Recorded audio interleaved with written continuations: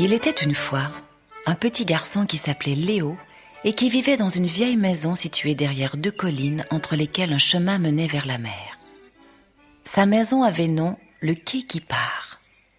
Léo vivait seul avec sa mère parce que son père, qui avait toujours été pêcheur, s'était perdu en mer alors que le garçonnet avait 3 ans.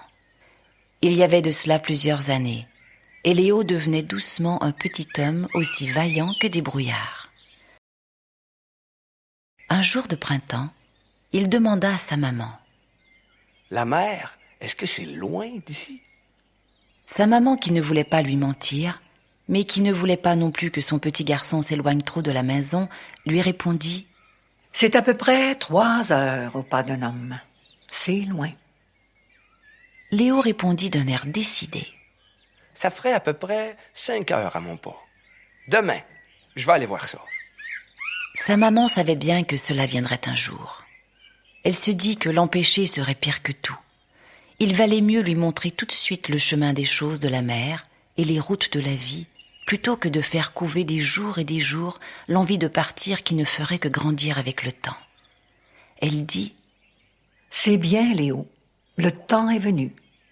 Demain matin, très tôt, je t'amènerai entre les deux collines et de là, je te montrerai où rejoindre le chemin de la mer et le monde des 5 presqu'îles. » Ce soir-là, le petit garçon prit un peu plus de temps à s'endormir et rêva qu'il était loin sur la mer, à la pêche, et qu'il prenait un poisson si gros qu'il en avait peur et devait lui abandonner sa ligne. Et 1000 autres aventures qui l'attendaient. Premier debout le lendemain, il allait rappeler à sa maman la promesse de la veille, mais ce fut elle qui dit « Il faut bien manger au petit déjeuner, Léo, parce que la route est longue pour aller à la mer.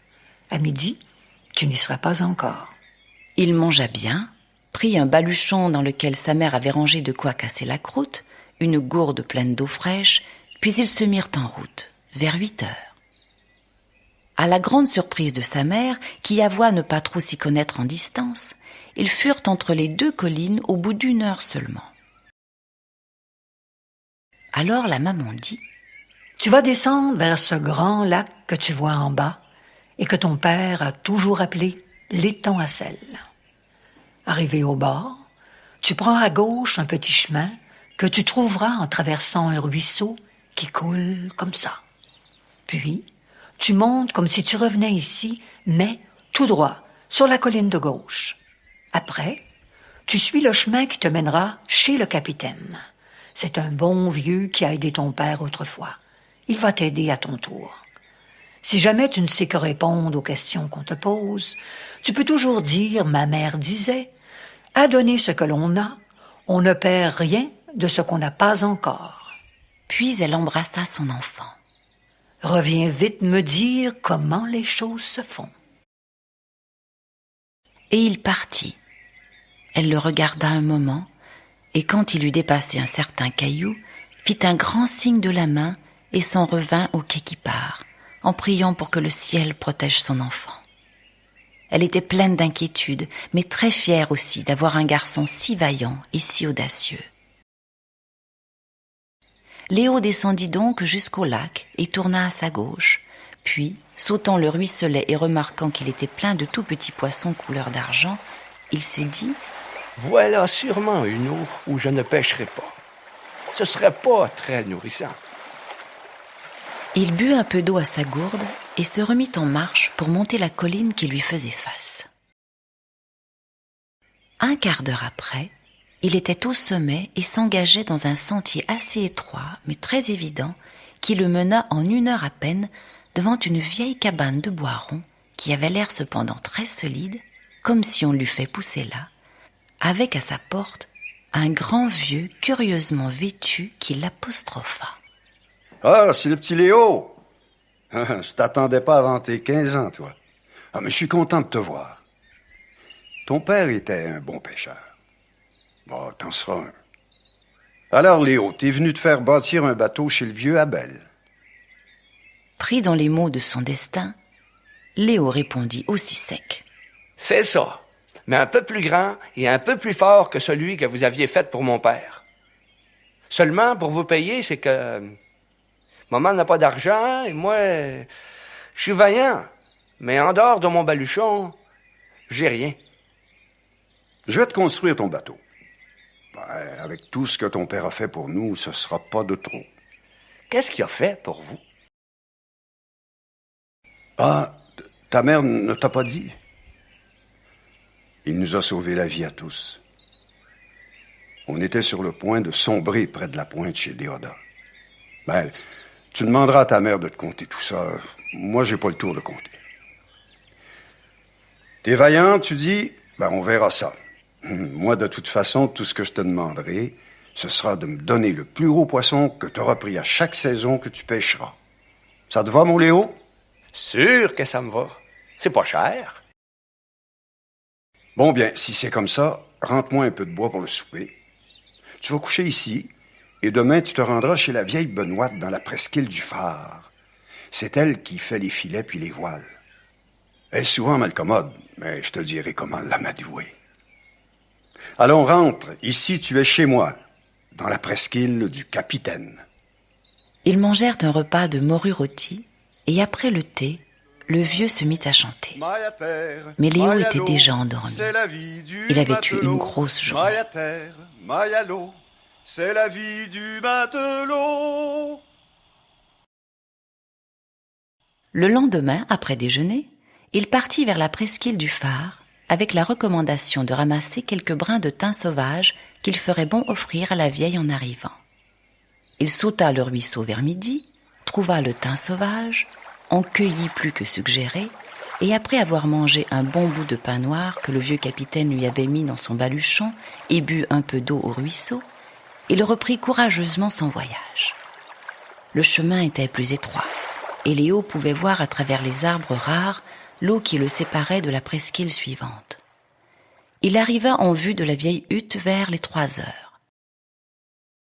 Tout avait l'air désert et abandonné.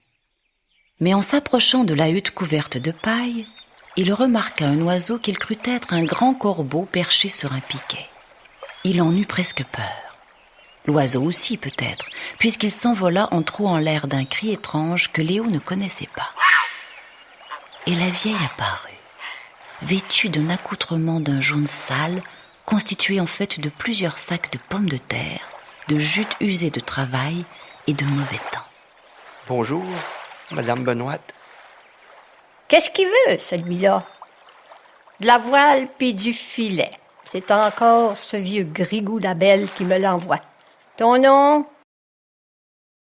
Léo décida de ne pas se laisser impressionner par la vieille et répliqua. Vous avez bien deviné. Et c'est lui aussi qui m'a dit que je vous ferais plaisir en vous apportant ça. Et il lui tendit son gros bouquet de thym sauvage. La vieille eut une sorte de demi-sourire et changea de ton. Oh, au moins, t'es poli. Ton nom, toujours? Je m'appelle Léo, et M. Abel me fait un bateau. Il m'a dit qu'il allait le commencer aujourd'hui. Bon, c'est bien, tu peux entrer. Un filet, j'en ai un de fini. Mais il faut que tu me dises bien la longueur de ton bateau pour la voile. La vieille paraissait apprivoisée, mais elle se déplaçait avec difficulté. Il s'offrit donc à aller lui chercher un seau d'eau, puis à rentrer un peu de bois. Vers l'heure du souper, ils mangèrent du poisson fumé. C'était de l'aigle fin, et c'était fort bon.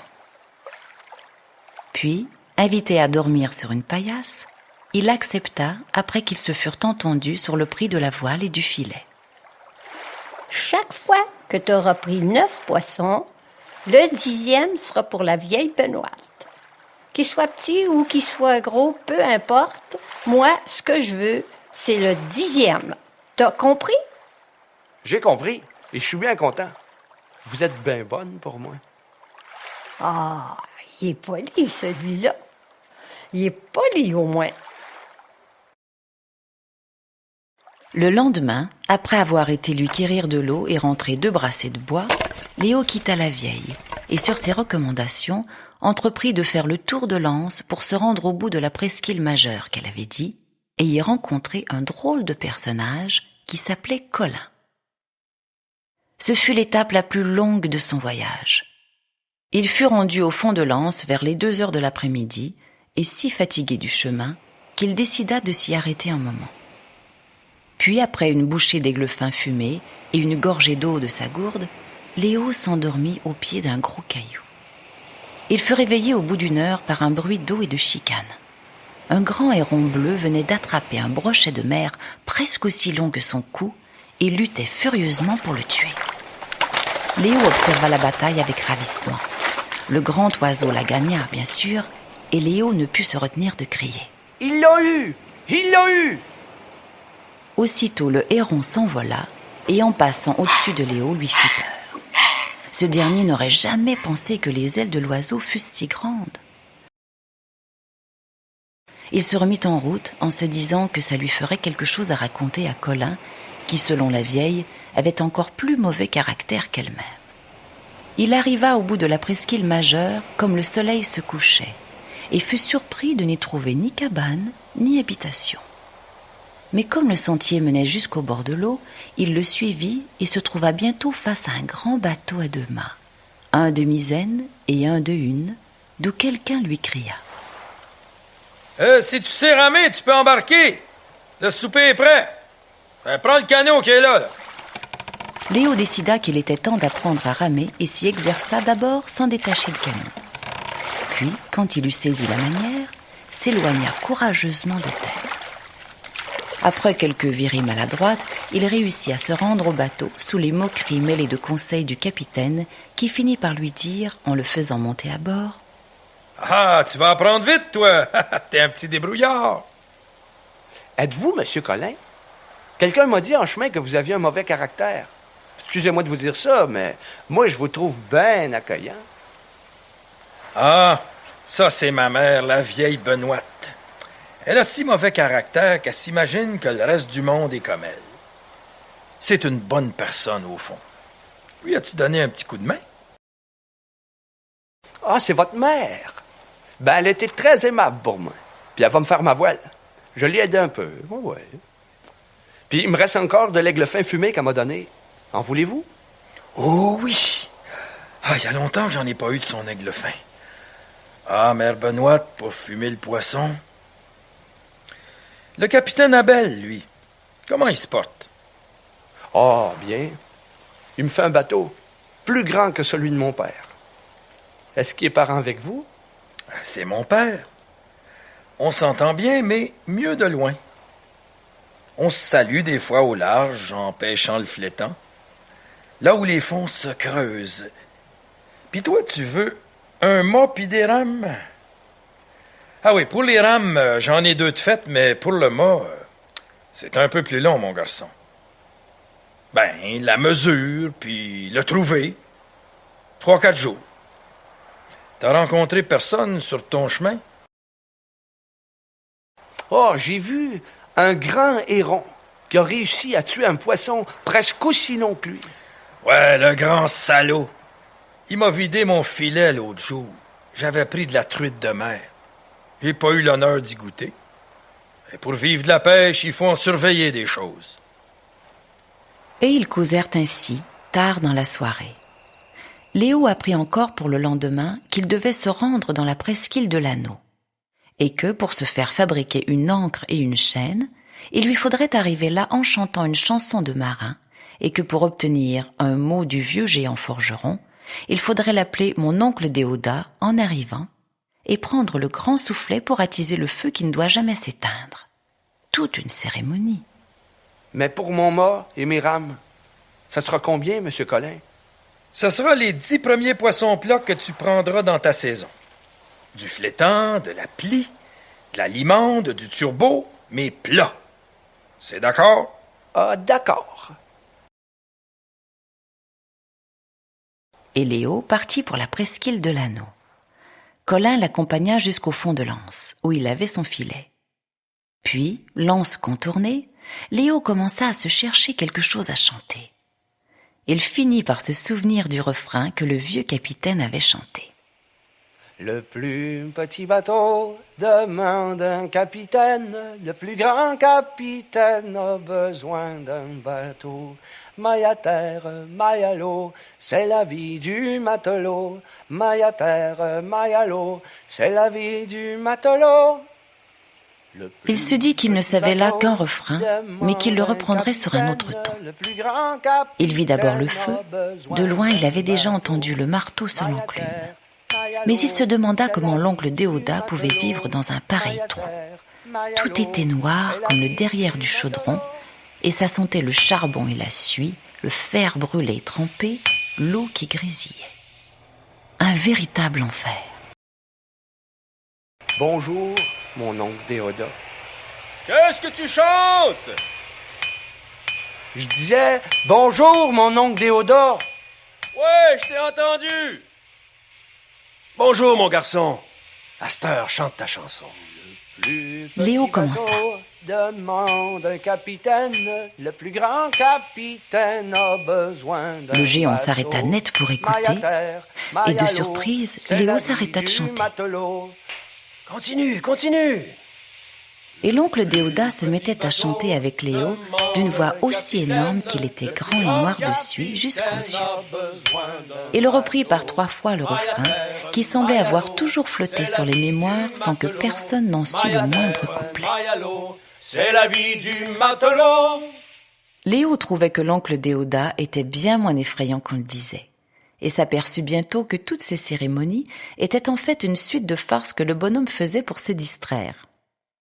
Quand on en vint au prix à payer pour l'ancre et la chaîne, le vieux géant lui dit : « Si je te demande de me donner le plus petit poisson que tu auras pris dans ta semaine, vas-tu trouver ça cher? » Léo ne savait trop que penser et se souvint soudain de ce que sa mère lui avait dit et répondit : À donner de ce qu'on a, on ne perd rien de ce qu'on n'a pas encore. Ça, c'est sûr. L'oncle Déodat éclata de rire. T'es adroit, toi, crée Léo. T'es futé comme une anguille. C'est sûr, c'est toi qui vas avoir la fille. C'est toi, y a rien de plus certain. Quelle fille! Tu verras. En attendant, on va aller dormir. Mais l'oncle Déodat, lui, ne se couchait pas. Il réattisait son feu et Léo s'endormit aux échos du marteau sur l'enclume. Il se réveilla avec le soleil et la voix tonitruante du bonhomme qui chantait. Le plus petit bateau demande un capitaine. Le plus grand capitaine a besoin d'un bateau. En tapant du marteau, à croire qu'il avait passé la nuit à forger. Viens voir ton encre, Léo. Léo eut la belle surprise de voir une encre noire suspendue à une poutre de la forge par sa chaîne. Je vous promets, le plus petit poisson que vous aurez jamais vu, mon oncle. Cette encre-là est un peu pesante pour toi, là. Mais elle sera sur ton bateau avec sa chaîne quand le bateau sera prêt. Avec ça, il ne te manque plus que le filet. Ah, pour le filet, la vieille Benoîte m'a dit qu'elle allait me le faire. Bon, c'est une autre de ses menteries, ça. Vieille folle. Mais elle s'imagine qu'elle fait encore du filet. Bah, seulement, elle ne voit plus très bien, la vieille. Et ça donne un filet avec de grands trous de mailles qui manquent. Pour les voiles, elle est parfaite. Mais avec le filet qu'elle maille, on pourrait manquer des marsouins. On accepte pour pas lui faire trop de peine, mais on pêche avec les filets de la sirène. La sirène? Qui c'est donc, ça? Irène, c'est la fille de la vieille Benoîte qui reste là, en face, sur la pointe de l'oreille. Une presqu'île comme ici, mais plus petite. Tu y seras dans 1 heure. Puis toi, comme t'as pas la langue dans ta poche, ça te coûtera pas cher. Salut, mon petit Léo, puis bonne chance. Le plus petit bateau demande un capitaine. Le plus grand capitaine a besoin d'un bateau. Maille à terre, maille à l'eau. Léo se mit en chemin pour ce qui semblait la dernière étape de son périple. Il contourna la petite anse et il y vit une tortue qui se chauffait au soleil. Il ralentit alors son pas, en se disant que, décidément, il avait hâte de rencontrer cette Irène qu'on avait, pour des raisons à lui obscures encore, surnommée la sirène. Quand il arriva au bout de la presqu'île, derrière laquelle c'était la mer à l'infini jusqu'aux nuages bas sur l'horizon, la belle Irène était en train de faire du filet dehors. Elle maillait le fil vert avec doigté, une gestuelle du bras qui ressemblait à de la danse. Ses cheveux blancs très longs flottaient au vent de 4 heures. La corde à flotteur était tendue entre deux grands piquets, sur l'un desquels était posé un gros oiseau qui regardait le visiteur avec un air de juge. Bonjour, Léo. Le vent m'a dit que tu viendrais aujourd'hui et je me suis mise tout de suite à l'ouvrage. Tu auras ton filet demain soir, mais je vais te demander de commencer à me le payer tout de suite. Mais c'est que j'ai pas d'argent, mademoiselle Sirène. Est-ce que je peux vous rendre service? Mais la parole est d'argent, Léo. Pour me remercier et m'encourager à poursuivre le travail, tu vas me raconter comment s'est déroulé ton voyage jusqu'ici. Et quand j'aurai fini, une fois par semaine, le dimanche, tu viendras me raconter ta semaine de pêche. Bon, tu peux commencer. Et Léo raconta en trouvant que ce n'était vraiment pas cher pour un outil aussi précieux qu'un filet. Il racontait le vieil Abel dans la presqu'île du capitaine, la vieille Benoîte, mais sans mentionner le filet qu'elle lui avait promis, puis Colin, leur fils, qui vivait sur le bateau ancré au bout de la presqu'île majeure. Il la fit rire en lui narrant la forge et surtout le souper chez l'oncle Déodat, qui, couvert de suie, avait insisté pour que Léo aille se laver les mains pour souper. Pendant qu'il parlait, il remarqua que l'oiseau l'écoutait comme s'il comprenait tout. Elle s'en aperçut et lui dit « Martin t'écoute. Oui, oui. Tout comme moi. Il comprend tout. Il y a 5 ans qu'il est avec moi. C'est moi qui l'ai élevé. Et tu serais surpris de savoir tout ce qu'il sait faire. Tiens, regarde. » Elle s'arrêta un moment de mailler et s'adressa à l'oiseau. « Martin, va donc nous pêcher un peu de poisson pour souper. » Le martin pêcheur s'envola aussitôt. La sirène se remit à mailler de ses gestes clairs dans le soleil. Et Léo se mit à parler de sa mère et du quai qui part, d'où il venait. L'oiseau revint avec dans son bec un poisson presque aussi gros que lui-même. Et avant que Léo eût le temps de s'en étonner, il posait le poisson près de sa maîtresse et repartait. Au bout de 3 poissons, elle l'arrêta. « Tu peux te reposer maintenant, Martin. Merci. Tu es un bon pêcheur. » Ce soir-là, Léo dormit dans un grand hamac tressé de cordes fines. Et le lendemain matin, il repartit vers le quai qui part pour donner des nouvelles à sa mère. Arrivé à l'étang, il décida d'en faire le tour complet, pour une fois. Revenu à son point de départ, il se demandait encore comment il s'y prendrait pour donner le plus gros poisson au capitaine Abel, puis un poisson sur 10 à la vieille Benoîte, puis les poissons plats à Colin, et enfin le plus petit poisson à l'oncle Déodat. Ça devenait un casse-tête épuisant. Il avait soif et s'aperçut qu'il avait oublié sa gourde chez la sirène. Il se pencha pour boire à l'étang et recracha aussitôt sa gorgée d'eau. Elle était salée. L'étang à sel. L'étang à sel, se dit-il. J'aurais dû y penser avant. C'est ma solution. Chaque fois que je vais revenir de la pêche, je vais mettre dans l'étang le plus gros, le plus petit, le 10e et le poisson plat que j'aurai pris. Et je pourrai dire à tout le monde, le poisson est là, rien qu'à vous servir. Avec une épuisette, chacun aura son dû. Et Léo se mit à danser sur la route qui le ramenait vers sa maman. Il chantait en montant le chemin entre les 2 collines. Maille à l'eau, c'est la vie du matelot. Maille à terre, maille à l'eau, c'est la vie du matelot. Le plus petit bateau demande un capitaine. Le plus grand capitaine a besoin d'un bateau. Maille à terre, maille à l'eau, c'est la vie du matelot. Maille à terre, maille à l'eau, c'est la vie du matelot.